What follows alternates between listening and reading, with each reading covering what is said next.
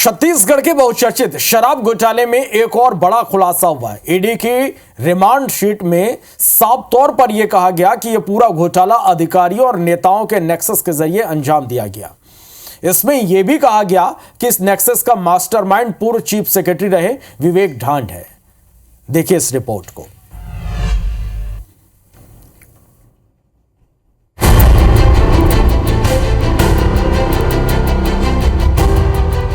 ये वही remand sheet है जिसके सामने आने पर पूरे शराब घोटाले को लेकर तहलका मच गया। इस शीट में शराब घोटाले के सिंडिकेट का सरगना छत्तीसगढ़ के पूर्व मुख्य सचिव रहे विवेक ढांड को बताया गया है। लखमा की गिरफ्तारी के वक्त कोर्ट में पेश की गई रिमांड शीट ने पूरे सियासी गलियारे में हलचल मचा दी है। रिमांड शीट में ईडी ने पूर्व आईएएस अधिकारी विवेक ढांड को भ्रष्टाचार के इस पूरे नेक्सस का सरगना बताया है। इसमें कहा गया है कि विवेक ढांड के इशारे पर ही पूरे घोटाले के मुख्य किरदार रहे अनवर ढेबर, अनिल टुटेजा और अरुणपति त्रिपाठी काम कर रहे थे। साथ ही उन्हें भी इसमें हिस्सा दिया गया। ये लोग शराब कंपनियों से शराब का अवैध उत्पादन करवाकर उसकी सप्लाई का सिंडिकेट चलाते थे और बदले में कंपनियों से इन्हें कमीशन मिलता था।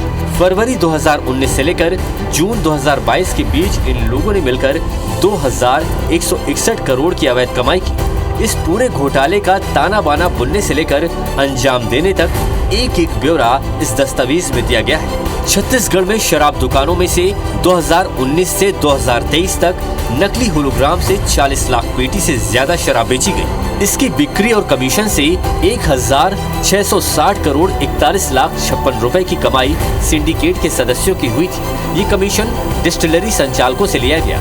वहीं नकली होलोग्राम मामले की जांच की आंच यूपी तक पहुंची।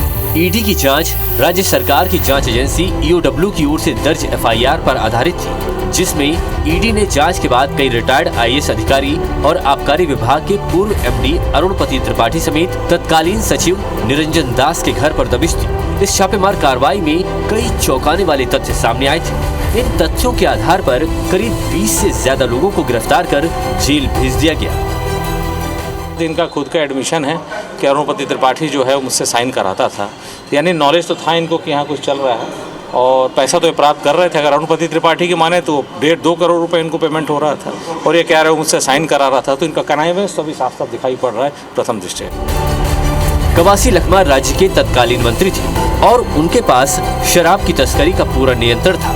ईडी की जांच से ये सामने आया कि उन्हें आबकारी विभाग की पूरी स्थिति की जानकारी थी, फिर भी उन्होंने अवैध गतिविधियों को रोकने के लिए कुछ नहीं किया।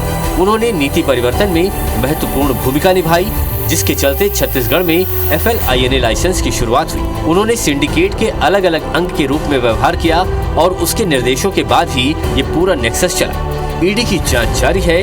माना जा रहा है कि इस घोटाले में शामिल और किरदारों का भी पर्दाफाश जल्द हो सकता है। कवासी लखमा की गिरफ्तारी के बाद कई बड़े खुलासे हुए हैं। कवासी लखमा की गिरफ्तारी के समय ईडी ने जो रिमांड शीट पेश की है उसमें एक बड़ा खुलासा इस बात का हुआ है कि अनवर ढेबर, अरुणपति त्रिपाठी, अरविंद सिंह समेत ये पूरा सिंडिकेट जो है वो एक प्रदेश में बनाया गया और ये जो पूरा काम था वो पूर्व मुख्य सचिव विवेक ढांड की सरपरस्ती में किया गया। ये हम नहीं कह रहे, ईडी की जो रिमांड शीट पेश की गई है उसमें ये बड़ा खुलासा हुआ है। कैमरामैन योगेंद्र मिश्रा के साथ तहसीन जैदी, IBC 24 रायपुर। तो पूर्व आईएएस अधिकारी विवेक ढांड को इस भ्रष्टाचार का मास्टरमाइंड बताया जा रहा। अफसरों और नेताओं के नेक्सस ने फरवरी 2019 से जून 2022 के बीच 2161 करोड़ की अवैध कमाई की। इस पूरे घोटाले का ताना बाना बुनने से लेकर अंजाम देने तक एक एक ब्यौरा अब ईडी के पास है।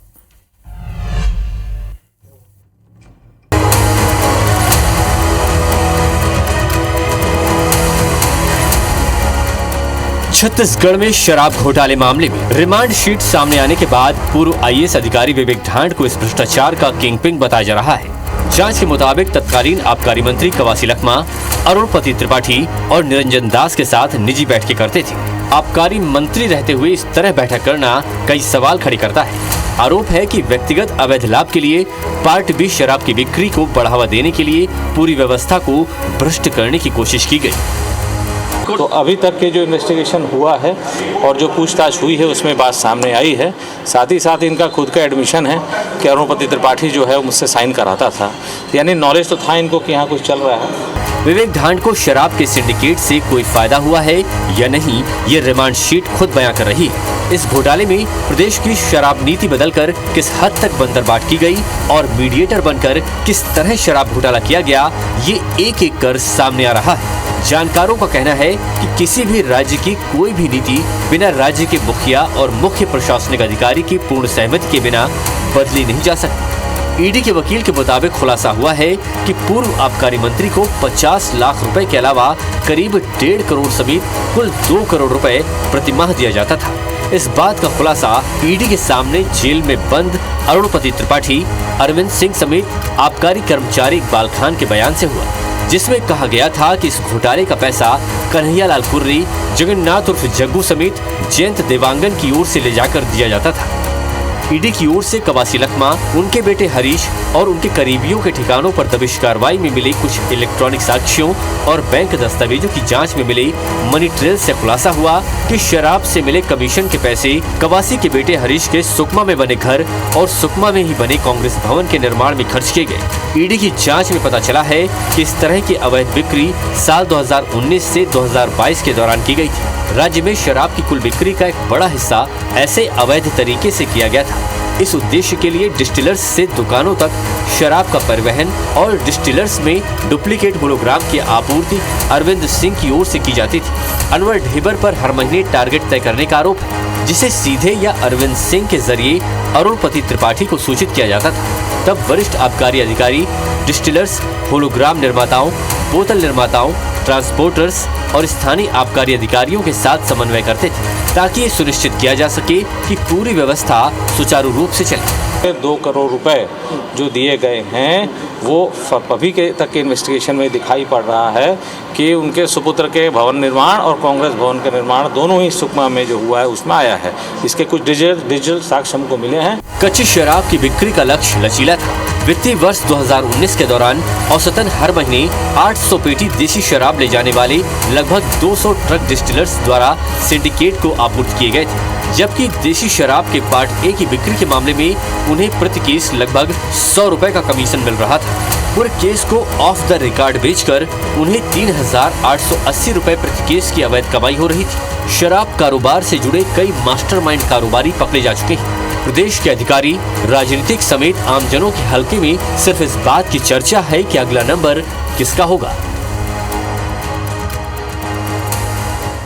प्रदेश में हुए 2161 करोड़ रुपए के आबकारी घोटाले की ईडी की जांच के बाद पूर्व कैबिनेट मंत्री, पूर्व आईएएस और आबकारी अधिकारियों समेत कई बड़े कारोबारी जेल की सलाखों के पीछे हैं।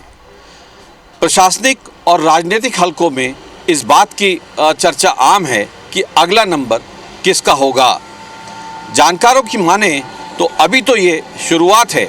इस पूरे मामले में कई बड़ी मछलियां जो हैं वो जाल में फंसनी हैं। कैमरामैन योगेंद्र के साथ तहसीन जैदी, IBC 24, रायपुर। चलिए, तो इसी के साथ फिलहाल इस बुलेटिन में इतना ही। नमस्कार।